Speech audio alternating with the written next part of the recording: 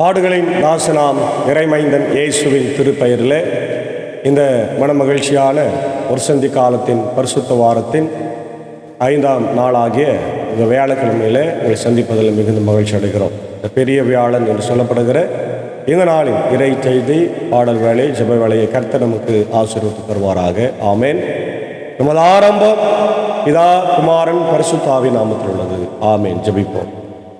பாடுகளின் தாசனே, சிலுவையின் நாயகனே, எங்களுக்காக கல்வாரி சிலுவையை சுமந்து மாண்டவரே, உயிர்த்தெழுந்தவரே, ஸ்தோத்திரிக்கிறோம். இந்த பெரிய வியாழன் என்று சொல்லப்படுகிற நாளிலே நீர் செய்த காரியங்களை ஆண்டவர் நன்றியோடு நினைத்து எங்கள் வாழ்க்கையில் ஆசீர்வாதங்களை நாங்கள் பெற்றுக்கொள்ள கர்த்தர் எங்களுக்கு கிருபைத்தார். இந்த நாளிலே ஆண்டவர் நாங்கள் தியானிக்க போகிற வார்த்தைகளையும் பாடுகிற பாடல்களையும் ஆண்டவரே ஏறெடுக்கின்ற ஜெப மன்றாட்டுகளையும் கர்த்தர் எங்களுக்கு ஆசீர்வதித்தார். அந்த குழுவை நீர் எடுத்து பயன்படுத்தும், இதை கேட்டு பயன்பெறுகிற எல்லா மக்களும் இந்த இறை ஆசிரியர்களை தந்து வழி நடத்தும். இறை மைந்தன் இயேசுவின் மூலம் ஜெபிக்கிறோம் நல்ல பிதாவே. ஆமேன். காலை வேளையில் நாம் இயேசு ஆண்டவர் ஏற்படுத்திய திருவிருந்தை நினைவு கூறும்படியாக 454வது பாடலாகிய இயேசுவே செங்கரும்பே என்ற பாடலை சாரோடு இணைந்து நாம் பாடுவோம். 454.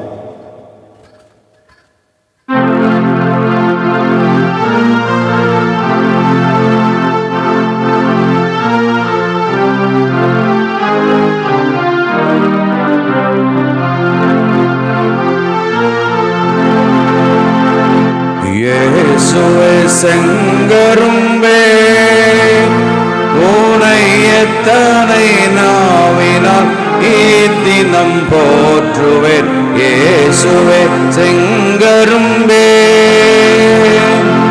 தாசர்கள் ஆடிடும் சங்கையின் ராஜனே, தாசர்கள் ஆடிடும் சங்கையின் ராஜனே, நேசர்கள் தேடிடும் உன்னத வாசனே, இயேசுவே செங்கரும்பே.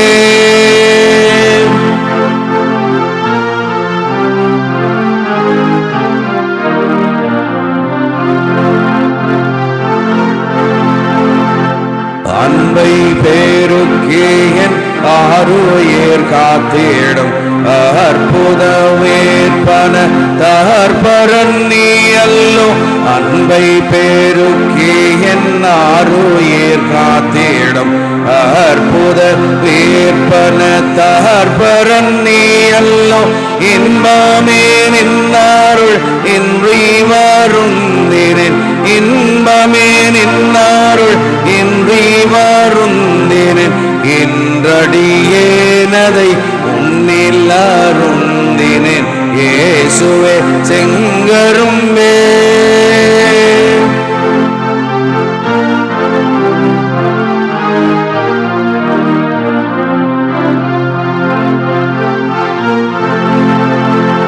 வஞ்சம் நிறைந்ததென் நெஞ்சம் என்றறிவாய், வானகம் போதலம் யாவும் நிறைந்தவா. வஞ்சம் நிறைந்ததென் நெஞ்சம் என்றறிவாய், வானகம் போதலம் யாவும் நிறைந்தவா. தஞ்சமென்றைதீனேன் தஞ்சமே கொடுத்தாய், தஞ்சமென்றைதீனேன் தஞ்சமே கொடுத்தாய். தாழ வீழும் என்னை சால்புடன் எடுத்தாய். இயேசுவே செங்கரும்பே.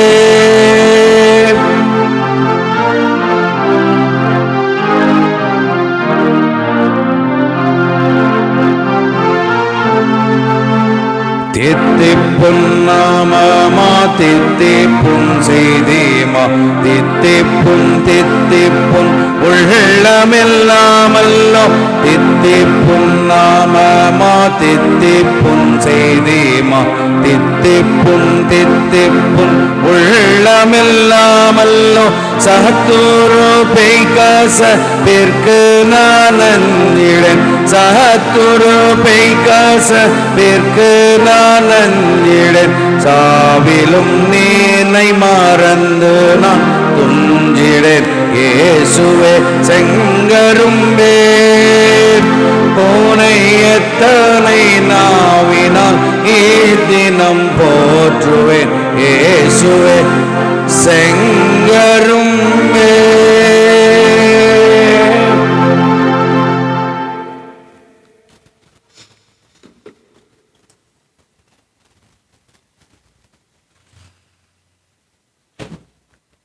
பாடுகளின் தாசனாம் இறைமைந்தன் இயேசுவின் திருப்பெயரிலே இந்த பெரிய வியாழன் என்று அழைக்கப்படுகிற ஆண்டவர் காட்டி கொடுக்கப்பட்ட அந்த நாள், சீடர்கள் ஆண்டவரை விட்டு ஓடிப்போன நாள், திருவிருந்தை ஏற்படுத்தின நாள், ஆண்டவருடைய சீடர்களின் பாதங்களை கழுவிய நாள் ஆகிய அந்த நாளிலே உங்களை மீண்டும் சந்திப்பதில் மிகுந்த மகிழ்ச்சி அடைகிறோம்.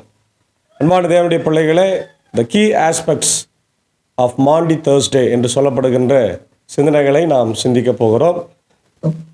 இயேசு ஆண்டவர் இந்த மாண்டி தேர்ஸ்டே அல்லது ஹோலி தேர்ஸ்டே என்று சொல்லப்படுகின்ற மிக முக்கியமான நாளிலே 4 காரியங்களை அவர் செய்கின்றதை நம்ம பார்க்கிறோம். ஒன்று, the Last Supper or the Lord's Supper, கடைசி விருந்து அல்லது கடவுளின் ஆண்டவரின் விருந்து என்று சொல்லப்படுகிறது. இயேசு தன்னுடைய கடைசி உணவை தன் சீடர்களோடு அவர் பகிர்ந்து கொண்டு, இயேசு ஆண்டவர் இந்த உலகத்தில் நமக்காக ஏற்படுத்திய திருவிருந்தை நம்ம பார்க்க முடிகிறது. ஆண்டவருடைய லார்ட்ஸ் கம்யூனியன் என்று நம்ம பார்க்கிறோம். 2வது, ஃபுட் வாஷிங். இயேசு ஆண்டவர் தன்னுடைய சீடர்களுடைய கால்களை கழுவி தன்னுடைய அன்பையும் தாழ்மையும் வெளிப்படுத்துகின்ற ஒரு நாள் தான் இந்த நாள். அதே போல அவர் சொல்லுகின்ற புதிய உடன்படிக்கை, நியூ கமாண்ட்மெண்ட், புதிய கட்டளை என்னவென்றால், யோவான் 13:34 சொல்லப்பட்டிருக்கிறதை போல நீங்கள் ஒருவரில் ஒருவர் அன்பாயிருங்கள் என்ற வார்த்தை. 4வது, இயேசு ஆண்டவர் காட்டி கொடுக்கப்பட்டு அவர் கைது செய்யப்படுகின்ற சம்பவம் என்பதை நம்ம பார்க்கின்றோம். அன்பான தேவனுடைய பிள்ளைகளே, இயேசு ஆண்டவர் நம்ம கற்றுக் கொடுக்கிற பாடம் love one another and Jesus command. Love one another and Jesus command. ஒருவரை ஒருவர் நேசியுங்கள், இதுவே இயேசுவின் கட்டளையாக இருக்கிறதை நம்ம பார்க்குறோம். த லாஸ்ட் சப்பர் என்று சொல்லப்படுகிற இந்த லார்ட்ஸ் சப்பரை ஆண்டவர் யோவான் 13:1-17 அவர் அதை ஏறெடுக்கின்றதை நம்ம பார்க்கிறோம். பாஸ்கா விழா தொடங்கவிருந்தது. தாம் இவ்வுலகத்தை விட்டு தந்தையிடம் செல்வதற்கான நேரம் வந்துவிட்டது என்பதை இயேசு அறிந்திருந்தார். உலகில் வாழ்ந்த தமக்குரியர் போல் அன்பு கொண்டிருந்த அவர் அவர்கள் மேல் இறுதி வரையிலும் விசுவாசமாக இருக்க அன்பு செலுத்தி இயேசுவை காட்டி கொடுக்கும் எண்ணத்தை அழகை சீமோனின் மகனாகிய யூதாசு ஸ்காரியோத்தின் உள்ளத்தில் எழ செய்திருந்தார். இரவு உணவு வேளையில் தந்தை அனைத்தையும் தம் கையில் ஒப்படைத்துள்ளார் என்பதையும், தாம் கடவுளிடமிருந்து வந்தது போல் அவரிடமே திரும்ப செல்ல வேண்டும் என்பதையும் அறிந்தவராய் இயேசு பந்தில் இருந்து எழுந்து தம் மேல் ஆடையை கலற்றி வைத்துவிட்டு ஒரு துண்டை இடுப்பின் மேல் கட்டி கொண்டு பின்னர் ஒரு குவளையில தண்ணீர் எடுத்து சீடருடைய கால்களை கழுவினார். மட்டுமல்ல, இடுப்பில் இருந்த துண்டினாலே துடைக்க தொடங்கினார். சீமோன் பேதுருடைய வந்தபோது அவர், ஆண்டவரே, நீரா என் காலடிகளை கழுவப் போகிறீர் என்று கேட்டார். இயேசு மறுமொழியாக, நான் செய்வது என்னதென்று இப்போது உனக்கு புரியாது, பின்னரே புரிந்து கொள்வா என்றார். பேதுரு அவரிடம், நீர் என் காலடிகளை அல்ல கழுவ விட மாட்டேன் என்றார். இயேசு அவரை பார்த்து, நான் உன் காலடிகளை கழுவாவிட்டால் என்னோடு உனக்கு பங்கு இல்லை என்று சொல்லிவிட்டார். அன்பான தேவனுடைய பிள்ளைகளே, அதுக்கப்புறம் சீமோன் பேதுரு, அப்படியானால் ஆண்டவரே, என் காலடிகளை மட்டுமல்ல என் முழு உடலையும் தலையும் கூட கழுவ வேண்டும் என்றார். இயேசு அவரிடம், குளித்து விட்டவர் தம் காலடிகளை மட்டும் கழுவினால் போதும், அவர் தூய்மையாக்கி விடுவார். நீங்களும் தூய்மையாக இருக்கிறீர்கள், ஆனாலும் அனைவரும் தூய்மையாக இல்லை என்றார். தம்மை காட்டி கொடுப்பவன் எவன் என்று அறிந்திருந்தபடினாலே இயேசு அப்படி சொன்னார் என்று பார்க்கிறோம். அப்படி காலடிகளை கழுவிய பின் இயேசு தம் மேலடி அணிந்து கொண்டு மீண்டும் பந்தியில் அமர்ந்து அவர்களிடம் கூறியது, நான் உங்களுக்கு செய்தது என்னதென்று உங்களுக்கு புரிகிறதா? நீங்கள் என்னை போதகர் என்றும் ஆண்டவர் என்றும் அழைக்கிறீர்கள். நீங்கள் அவ்வாறு கூப்பிடுவது முறையே. நான் போதகர் தான், ஆண்டவர் தான். ஆகவே ஆண்டவரும் போதகருமான நான் உங்கள் காலடிகளை கழுவினேன் என்றால் நீங்களும் ஒருவர் மற்றவருடைய காலடிகளை கழுவ வேண்டும். அதற்கு நீங்கள் கடமை பட்டிருக்கிறீர்கள். நான் செய்தது போல நீங்களும் செய்யுமாறு நான் உங்களுக்கு முன்மாதிரி காட்டினேன் என்று சொன்னார். பணியாள் தலைவரிட பெரியவர் அல்ல, தூது அனுப்பிய மக்கள் அவரை விட பெரியவர் அல்ல. எனவே நான் உங்களுக்கு சொல்லுகிறேன், இவற்றை எல்லாம் நீங்கள் அறிந்து இதன் வார்த்தையின்படி நடந்தால் நீங்கள் என்னோடு கூட போஜனம் பண்ணுவீர்கள். நான் உங்களை தெரிந்து கொண்டேன் என்று சொல்கிறார். என்னோடு உண்பவனே என்மேல் பாய்ந்தான், என் மறைநூல் வாக்கு நிறைவேறியதாக வேண்டும். அது நிறைவேறும் போது இருக்கிறவர் நானே என்று நீங்கள் நம்பும்பார், இப்போதே அது நிறைவேறுகிறது என்று சொல்லி யூதாஸ் காரியத்தை பற்றி பேசுகிறார். அன்பான தேவனுடைய பிள்ளைகளை, இந்த பகுதியில் இயேசுவை யூதாஸ் காட்டி கொடுக்கிற ஒரு சத்தியத்தையும், இயேசு ஆண்டவர் சீடர்களுடைய கால்களை கழுவுகின்ற ஒரு சம்பவத்தை நம்ம பார்க்குறோம். முக்கியமாக இயேசு ஆண்டவருடைய ஊழியத்தில் யோவானுடைய பார்வை வித்தியாசமாக இருந்தது. மற்ற எல்லாருமே இயேசு அந்த மேலறையில் திருவிருந்தை ஏற்படுத்தினதை மிக முக்கியமாக அவங்க சொல்லுவாங்க.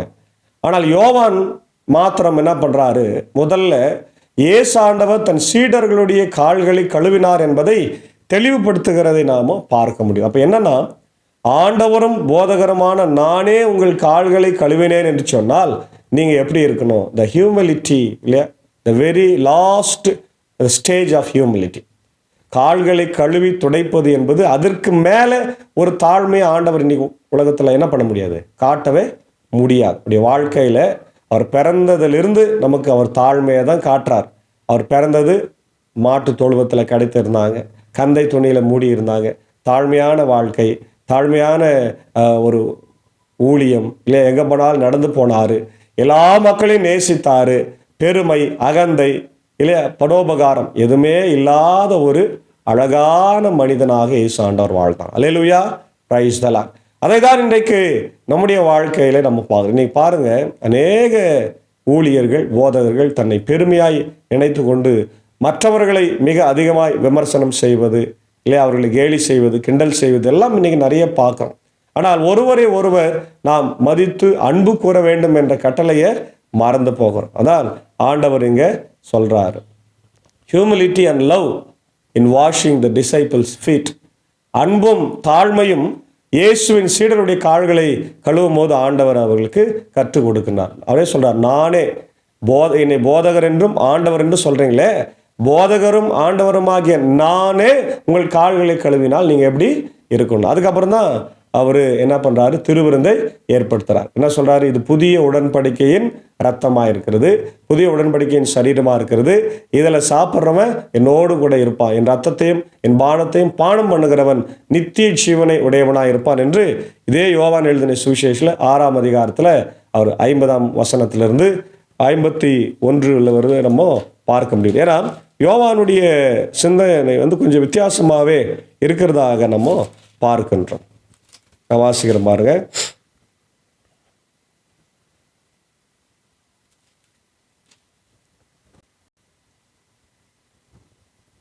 விண்ணகத்திலிருந்து இறங்கி வந்த வாழ்வு தரும் உணவு நானே, இந்த உணவை எவராவது உண்டால் அவர் என்றுமே வாழ்வார் என்று எனது சதையை உணவாய் கொடுக்கிறேன், அதை உலகு வாழ்விற்காகவே கொடுக்கிறேன்.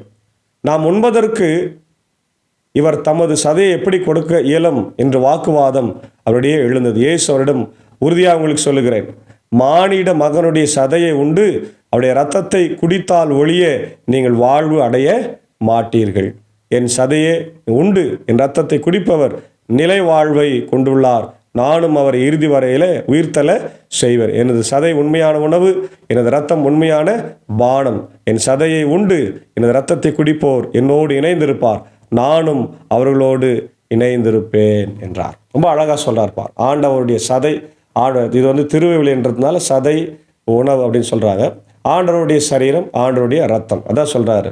அடுத்து சொல்கிறார் பாருங்க, 41 கூட சொல்கிறாரு, விண்ணகத்திலிருந்து இறங்கி வந்த உணவு நானே என்று சொல்லுகின்றார். விண்ணகத்திலிருந்து இறங்கி வந்த உணவு. அதே நேரத்தில் 47 சொல்கிறார், உறுதியாக உங்களுக்கு சொல்லுகிறேன், என்னை நம்புவோர் நிலை வாழ்வை கொண்டுள்ளார், வாழ்வு தரும் உணவு நானே. உங்கள் முன்னோர் பாலை நிலத்தில் மன்னாவை உண்ட போதிலும் இறந்தார்கள், உண்பவரை இரவாமல் இருக்க செய்யும் உணவு விண்ணகத்திலிருந்து இறங்கி வந்த இந்த உணவு அது நான் தான் என்று சொல்கிறார். பார்த்தீங்களா அன்பான தேவனுடைய பிள்ளைகளை, இன்றைக்கு நாமும் கூட ஆண்டவருடைய உண்மையான உணவாகிய பாஸ்கா விருந்தை நாம் ஒவ்வொரு நாளிலும் உண்ண வேண்டும். அந்த பாஸ்கா உணவு என்பது திருவிருந்து. அது பாஸ்கா நாளில் ஏற்படுத்தினதுனால அது பாஸ்கா விருந்து என்று சொல்லப்படுகிறது.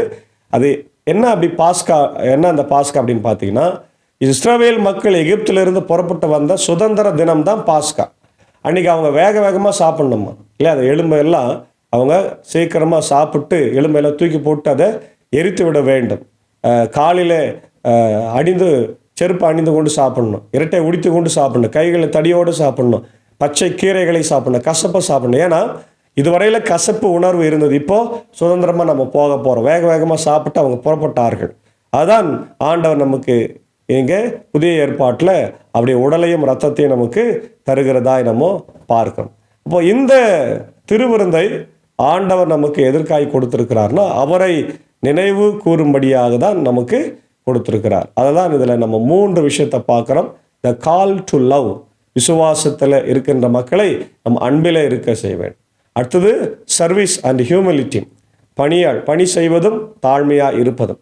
அதே நேரத்தில் ஆண்டவருடைய திருவிருந்தில் நம்ம பங்கு கொள்வது. அவள் ஏற்கனவே நம்ம சொன்ன மாதிரி லவ் ஒன் அனதர், யோவான் 13:34 நம்ம வாசிக்கிறோம். ஒருவரை ஒருவர் நீங்கள் நேசியுங்கள், ஒருவர் மற்றவரிடம் அன்பு செலுத்துங்கள், என்னும் புதிய கட்டளையை நான் உங்களுக்கு கொடுக்கிறேன். நான் உங்களிடம் அன்பு செலுத்தியது போல நீங்களும் ஒருவர் மற்றவரிடம் அன்பு செலுத்துங்கள். நீங்கள் ஒருவர் மற்றவருக்கு செலுத்தும் அன்பிலிருந்து நீங்கள் என் சீடர்கள் என்பதை எல்லாரும் அறிந்து கொள்வார்கள். ஆமேன், பிரைஸ் தி லார்ட். கர்த்தர் நமக்கு சொல்லி தந்த அன்பு. இப்போ திருவிருந்தில் நம்ம திருவிருந்து எடுக்கும்போது எந்த கசப்பு உணர்வும் இருக்கவே கூடாது. கணவன் மனைவிக்குள்ள சண்டை, பிள்ளைகளுக்குள்ள சண்டை, மாமனார் மாமியாருக்குள்ள சண்டை, எதிர் வீட்டுக்கார சண்டை, பக்கத்து வீட்டுக்கார சண்டை, எது இருந்தாலும் அன்றைக்கி அதெல்லாம் மறந்துட்டு மன்னிச்சுட்டு சந்தோஷமாக ஒருத்தரை நேசித்து போயிடுங்க. அதனால தான் அதுக்கு பேர் கம்யூனியன். கம் யூனியன் அப்படின்னா கம் வித் யூனியன், ஒற்றுமையோடு வாங்கப்பான்னு அர்த்தம். நம்ம அதை விட்டுட்டு சண்டை போட்டு போய் எடுத்தாக்கா அந்த திருவிருந்துக்கு அர்த்தமே இல்லை. அதுதான் நம்ம சொல்கிறோம். 2வது, அன்பை போல ஒரு பெரிய காரியம் இந்த உலகத்தில் எதுவுமே இல்லைன்னு சொல்கிறேன். யோவான் 15:13 நம்ம வாசிக்கிறோம். யோவான் 15:13 நான் வாசிக்கிறேன் பாருங்க. இனி நான் உங்களை பணியாளர் என்று சொல்ல மாட்டேன், ஏனெனில் தம் தலைவர் செய்வது இன்னதென்று பணியாளருக்கு தெரியாது. உங்களை நான் நண்பர்கள் என்றேன், ஏனெனில் நான் தந்தையிடமிருந்து நான் கேட்டவை அனைத்தையும் உங்களுக்கு அறிவித்தேன். இல்லையா? ஆண்டவர் அந்த மக்களை நண்பர்களே என்று சொல்லி தன் ஊழியத்தை சொல்றார். 2வது, லூக்கா 22:19 பார்த்தோம்னா த லார்ட்ஸ் சப்பர், ஏசு ஆண்டவர் திருவிருந்தை ஏற்படுத்தி என்னை நினைவு கூறும்படி இதை செய்யுங்கள் என்று சொல்லுகிறார். அதே போல லூக்கா 22:20 சொல்றாரு, this cup is the new covenant in my blood. இல்லையா? இந்த பாத்திரம் பாவ மன்னிப்புக்கு என்று உங்களுக்காய் சிந்தப்பட்ட புதிய உடன்படிக்கையாக இருக்குது, உங்களுக்காய் சிந்தப்பட்டது என்று சொல்லுகிறது நம்ம பார்க்கணும். அதே போல யோவான் மத்தேயு 20:26 யார் உங்களில் பெரியவர்களாக இருப்பார்களோ அவர்கள் தாழ்மையாக இருக்க வேண்டும் என்று சொல்கிறார். அதே போல மத்தேயு 20:28 நம்ம பார்க்கிறோம், மனுஷகுமாரன் ஊழியம் கொள்ளும்படி வராமல் ஊழியம் செய்யும்படியாகும், அநேகரை மீட்கும்படியாக இந்த உலகத்தில் அவர் வந்தார் என்று சொல்லப்பட்டிருக்கிறது. அன்பான தேவனுடைய பிள்ளைகளை, நாமும் அப்படிப்பட்ட வாழ்க்கையில் வாழ ஆண்டவர் நம்மளை இன்னைக்கு அழைக்கிறார். அதான் நம்ம பார்க்குறோம். அது மட்டுமல்ல, லுத்தர் இந்த திருவிருந்தை பற்றி என்ன சொல்றான்னு பார்த்தீங்கன்னா, ஆண்டவருடைய திருவிருந்து என்பது நம்முடைய லுத்தரன் பாரம்பரியத்தில் it is a real presence. Altar மேலே வைக்கிற ரசமோ அப்பமோ வெறும் அப்பம் ரசம் தானே. அது கத்தோலிக்க சபை என்ன பண்ணுறாங்க, அது வெறும் அப்பம் ரசமாக தான் இருக்குது, அது உள்ளே போன பிறகு அது மாறி போகுது அப்படின்றார். ஆனால் ஏசு ஆண்டவர் என்ன சொல்கிறாருன்னா, லுத்தர் பிலீவ் இந்த real presence of Christ in the Lord's supper but rejected the Catholic doctrine of transubstantiation. கத்தோலிக்கர்கள் என்ன சொல்கிறாங்க, ஏசு ஆண்டவருடைய ரத்தம் சரீரம் அது உண்மையாகவே ரத்தம் சரீரமாக மாறி போகுது அப்படின்றாங்க. ஆல்டர் மேலே வைக்கிற ரசமோ அந்த அப்பமோ ஒரு ரத்தமோ சரீரமாக மாறி போகுது. அப்படி இல்லை, அது இருக்கிறதே ரசமோ அப்பமாக தான் இருக்குது. ஆனால் நம்ம அதை சாப்பிடும்போது விசுவாசத்தில் நமக்குள்ளே போய் அது கிரியை செய்கிறது என்பதை லுத்தர் சொல்லாது. இருக்கிறது அப்படியே சாப்பிடுப்பா, சும்மா நீ ஏன் அது ரத்தம் சரீரம்னு சொல்லுகிற, அது ரத்தம் சரீரம் தான், ஆனால் அது அப்படியே உள்ளே போகும்போது உன் விசுவாசத்தில் அது பழிக்கிறது என்று சொல்றார். அதான் சொல்றார். அதே போல் 2வது, unity, sacrament of unity. Luther saw the Lord's Supper as a sacrament, supper as a sacrament of unity, ஒற்றுமையின் விருந்து என்று சொல்லுகிறார். எல்லாரும் ஒற்றுமையாக வரணும். Christians should gather to remember Christ's sacrifice and receive spiritual nourishment. அந்த திருவிருந்தில் எல்லாரும் ஒற்றுமையாக வரணும். நான் முதல்ல சொன்ன மாதிரி சண்டை போட்டு வருவதை ஆண்டவர் விரும்புகிறது இல்லை என்பதை நம்ம பார்க்கிறோம். அன்பான தேவனுடைய பிள்ளைகளை, அதே போல இன்னைக்கு இயேசு ஆண்டவர் காட்டி கொடுக்கப்படுகிறார். யூதாஸ்காரியோத் 30 வெள்ளிக்காசுக்காக இயேசுவை காட்டி கொடுக்கிற சம்பவம் இன்றைக்கு இரவு நடக்கிறது.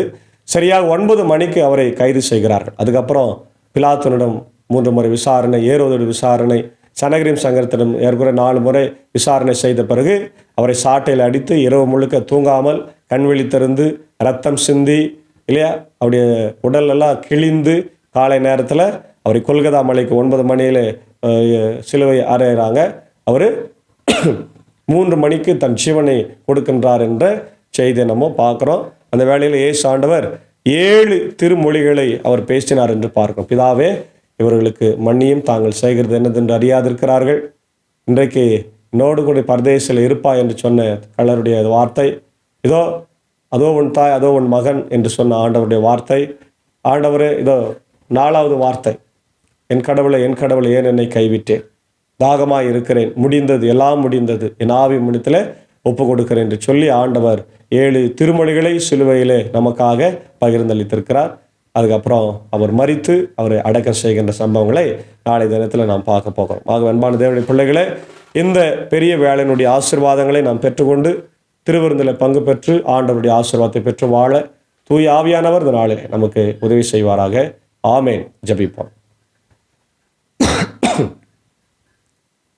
துதிகளின் மத்தியிலே மகிமையோடு வீற்றிருக்கிற நல்ல ஆண்டவரே, பாடுகளின் தாசனே, சிலுவையின் நாயகனே, எங்களுக்காக கல்வாரி சிலுவையில் மரித்து ரத்தம் சிந்தினவரே, இது இந்த பெரிய வியாழக்கிழமைக்காக நன்றி செலுத்துகிறோம். இந்த நாளிலே சீடர்களுடைய கால்களை கழுவினீர், திருவிருந்தை ஏற்படுத்தி முக்கியத்துவத்தை தந்திருக்கிறீர். ஆண்டவரே, அதுவே உண்மையான உணவு, உண்மையான போஜனம்.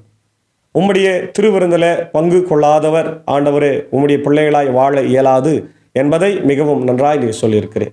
அதை எங்கள் வாழ்க்கையிலே நாங்கள் அபியாசித்து இந்த உலகத்தில் ஆண்டவர் வாழும்படியான சூழ்நிலைகளை என் தேவன் ஏற்படுத்தித்தார்.